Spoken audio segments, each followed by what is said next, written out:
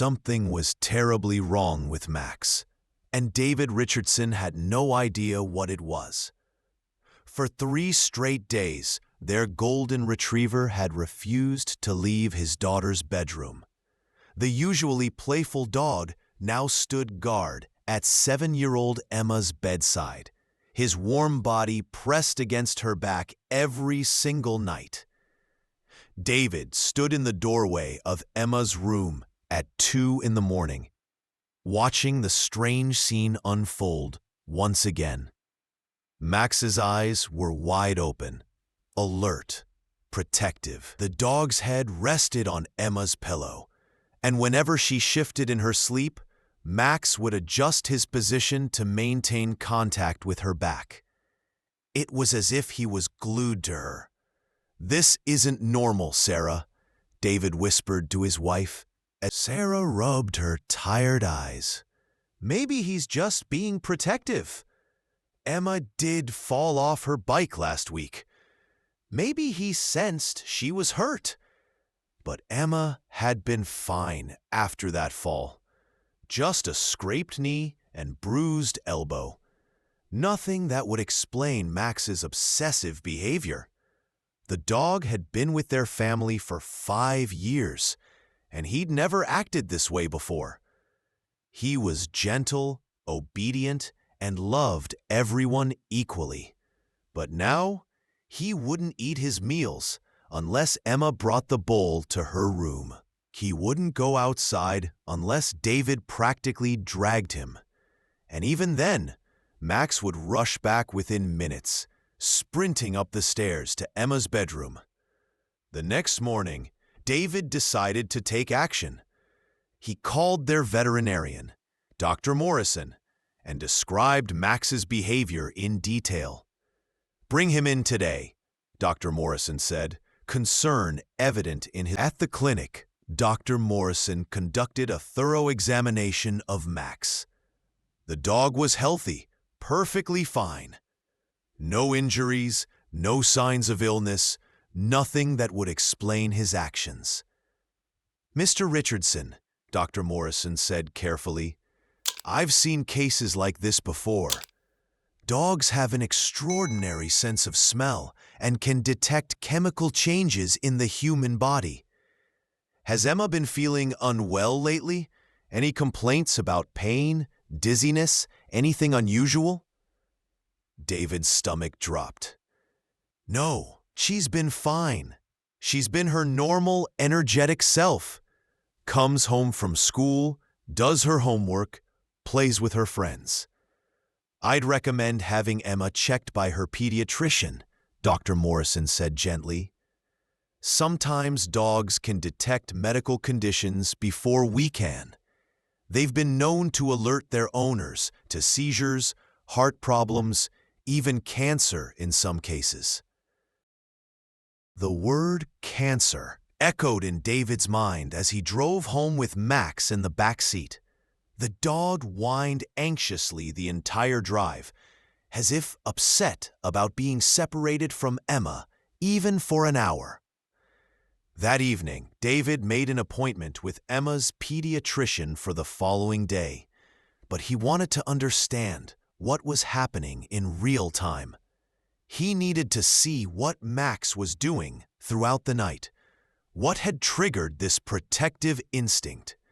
After Emma fell asleep that night, David quietly installed a small camera in the corner of her bedroom. It had night vision and would record everything. Sarah protested at first, worried about invading their daughter's privacy. But David assured her it was just for a few nights, just to understand what was happening. "If Max knows something we don't, we need to figure out what it is," David said firmly. The first night of footage was eye-opening. David and Sarah watched it together the next morning after Emma had left for school. Max didn't sleep at all. The dog's eyes remained open for the entire 8 hours, his gaze fixed on Emma. Around midnight, Emma had rolled onto her back, and Max immediately nudged her with his nose, gently but insistently pushing her until she rolled back onto her side. He did this 3 more times throughout the night. "Why is he doing that?" Sarah whispered, her hand covering her mouth. David shook his head, bewilderment and fear mixing in his chest. "I don't know, but there's a pattern here. He won't let her sleep on her back." The pediatrician's appointment was that afternoon. Dr. Helen Carter had known Emma since birth and greeted them with her usual warm smile. David explained everything, Max's behavior, but before we continue our story, let's pause for a moment and invite you to hit the like button and subscribe to our channel. All done? Thank you from the bottom of our hearts. Your support is what helps our channel grow. Let's continue. Dr. Carter's smile faded as she listened. "Let's examine Emma thoroughly. I want to check everything." Emma, oblivious to her parents' worry, chatted happily about her day at school, while Dr. Carter conducted the examination. She checked Emma's heart, lungs, reflexes, ears, throat. Everything seemed normal. But then Dr. Carter asked Emma to lie down on the examination table. "Sweetie, can you lie on your back for me?" Dr. Carter asked gently. Emma complied, lying flat on her back. Within seconds, something strange happened. Emma's breathing changed slightly, becoming shallower. Dr. Carter pulled out her stethoscope and listened carefully to Emma's chest and back. "Emma, does anything feel different when you lie on your back?" Dr. Carter asked. Emma thought for a moment. "I don't know. Maybe it's a little harder to breathe, but it's not bad or anything." Dr. Carter's expression became serious. She asked Emma to roll onto her side, and after a moment, asked her about her breathing again. "It's easier now," Emma said simply. Dr. Carter turned to David and Sarah, gesturing them into the hallway. "I want to order some tests immediately. There could be an issue with Emma's airway, or possibly a mass that's affecting her breathing when she's in certain positions. The fact that your dog has been preventing her from lying on her back is extremely significant." The words hit David like a physical blow. A mass, a blockage. His little girl, who seemed perfectly healthy, might be facing something serious. The next few hours were a blur of X-rays, CT scans, and mounting anxiety. David sat in the waiting room, his leg bouncing nervously, while Sarah held his hand so tightly her knuckles turned white. Max had been left at home, and David could only imagine how anxious the dog must be without Emma.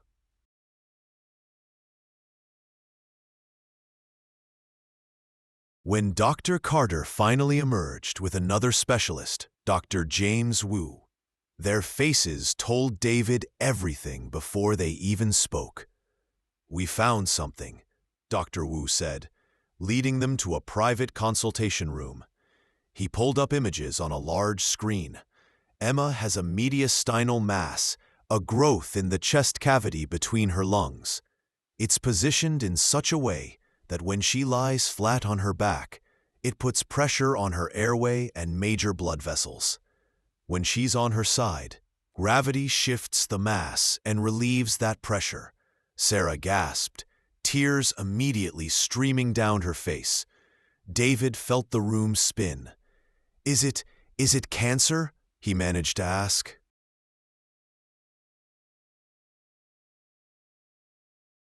"We'll need a biopsy to determine that," Dr. Wu said carefully. "But I want you to understand something important. If your dog hadn't alerted you to this, if Emma had continued sleeping on her back regularly, this mass could have caused a complete airway obstruction while she was asleep. Your dog quite literally may have saved your daughter's life.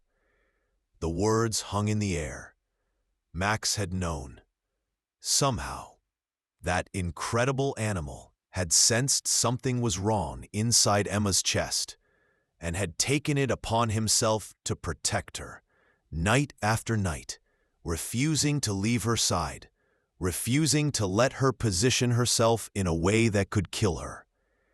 David put his head in his hands, overwhelmed by the realization. That loyal, loving dog, the biopsy was scheduled for 2 days later. Those 48 hours were the longest of David's life. He went back and watched all the camera footage from Emma's room, seeing Max's devotion with new eyes. The dog never faltered, never gave up his watch. Even when Emma petted him in her sleep, when she unconsciously tried to roll over, Max was there, gently guiding her back to safety. When the biopsy results came back, there was a collective sigh of relief in the Richardson household. The mass was benign, a rare but treatable thymic cyst. It would require surgery to remove, but Emma's prognosis was excellent. Dr. Wu explained that these cysts could grow quickly in children, and that early detection was crucial. If this had gone undiagnosed for another few months, Dr. Wu said, the outcome could have been very different. The mass was growing, and it would have eventually caused. Emma's surgery was scheduled for the following week. The morning they left for the hospital, Max stood at the door, whining softly. David knelt down and wrapped his arms around the golden retriever. "You saved her, boy," David whispered, his voice breaking. "You saved our little girl." The surgery went perfectly. The cyst was removed completely, and Emma's recovery was swift. When they brought her home 3 days later, Max was waiting at the door, his tail wagging so hard his entire body shook. But this time, his eyes were different, calmer, no longer filled with that desperate urgency. That night, for the first time in weeks, Max slept. He curled up at the foot of Emma's bed, not pressed against her back, not vigilantly watching every breath, but peacefully resting. He had done his job. His girl was safe now. David installed one more camera in Emma's room that night, just to capture the moment. When he and Sarah watched the footage the next morning, they saw Max sleeping soundly and Emma breathing easily, her chest rising and falling in a healthy, natural rhythm. 2 weeks later, Emma was back at school, running around with her friends, completely unaware of how close she'd come to a tragedy. But David would never forget. Every time he looked at Max, every time he watched that dog play with Emma in the backyard, chasing tennis balls and rolling in the grass, he remembered those 3 terrifying days when Max wouldn't leave Emma's side. The local David looked at Max, who sat patiently beside Emma, his tail thumping against the floor. "I learned that dogs are more than just pets. They're family members who can sense things we can't, who love us unconditionally, and who will do whatever it takes to protect us." Max couldn't tell us in words that something was wrong, but he told us in every other way possible. He never gave up trying to save Emma, even when we didn't understand what he was doing. That kind of loyalty. That kind of love, it's extraordinary. The story went viral, shared millions of times across social media.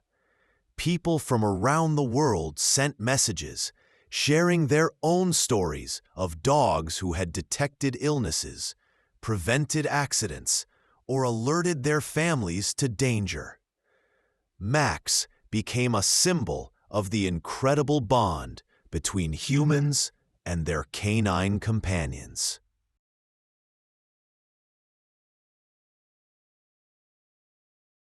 But for David, Sarah, and Emma, Max wasn't a celebrity or a viral sensation.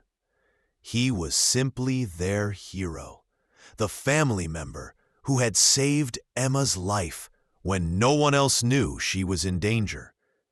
6 months after Emma's surgery, Dr. Carter scheduled a follow-up appointment.